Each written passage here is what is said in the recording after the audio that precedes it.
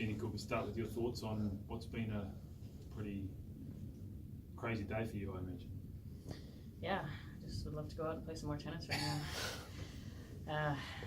Yeah, 3-set singles, 3-set doubles, basically deciding tiebreak in both, getting to a point where there's 2 points to decide the whole match in both matches. And so, if I play another tiebreak, my brain's going to explode. This is what I play for, it's the beginning of the season and I have so many matches already, so I'm happy with that. After such a close match against Julia, how did you lift yourself for the doubles? I know you don't want to let down Sophia, but how did you mentally lift yourself to get out there and perform again? Yeah, the singles was a bit of a heartbreaker, so I had 1 hour, I spent it with my team, just talking and, finding the positives from my match, and decided to go out in doubles and have fun and be loose with my shots. And, once I was out there, I had energy from my partner and the crowd too, so, that's my job, so I want to do my job. And how would you reflect on that match against Julia now? I think it was a good quality match. I think the conditions were tough, and I think it was a real mental battle, especially in that third set. Both of us, I think, serving well and, just constantly holding, and it's kind of like who would crack first, and, to play all the way to 6-6 in the third set tiebreak and lose like that is tough, but it shows me I'm really close. I mean, she's an amazing player. She's 14 in the world and won this tournament last year, so disappointing to lose, but I gave myself every single chance I could, so I have to, walk away with no regrets, and proud of my effort.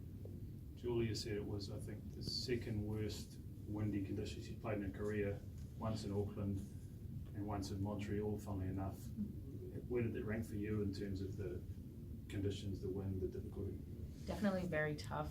I don't know where I would rank it. I have a bad memory, so, But I felt kind of comfortable actually in the wind, and I don't think she played her best in the first set, and I felt pretty solid, and I think when I move well, my strokes are good to have quick take backs and kind of be ready for anything that the ball will do in the wind, so I was aware of it, but I wasn't trying to be too focused on it because it's out of our control.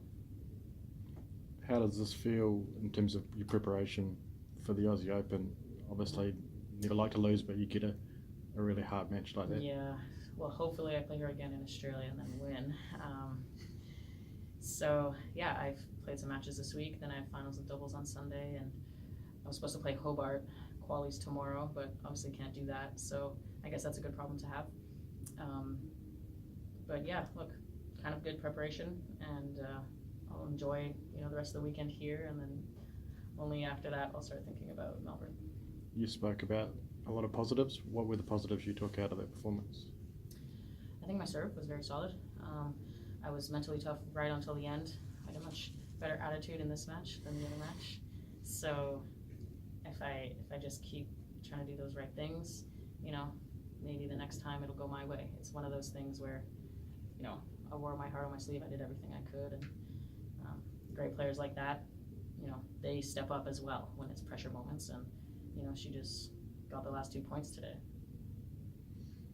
And just I'm going to ask you about your fans here. You had a couple of very noticeable fans. What's it like? You come and play in all these places all around the world. You're at the bottom of the world, and you've still got fanatical fans. It's really special. To see them wearing T-shirts that say my name on it, and specifically one fan who I gave a hug to after doubles today. His name is Jeffrey, and he's actually from Sydney, and he travels to almost all my tournaments in this area of the world. So I just appreciate his support so much. It's amazing. Tennis is so universal, so it's really cool. And for people to watch and enjoy it, I mean, it's an honor. So why did you make the effort to go and talk to him? Because it's a bit, I don't know, unusual for someone of your profile to go and chat to a fan. Yeah, all the security guards were like freaking out. I was like, I just want you to hug. And he was like, I'm so sorry for your singles. I'm like, I know, but thank you for supporting. I mean, he traveled here, he's here alone, and he's just watching my matches all day long. I mean, he watched like 5 hours of tennis today. I don't know, when I see someone make effort like that, it's really special.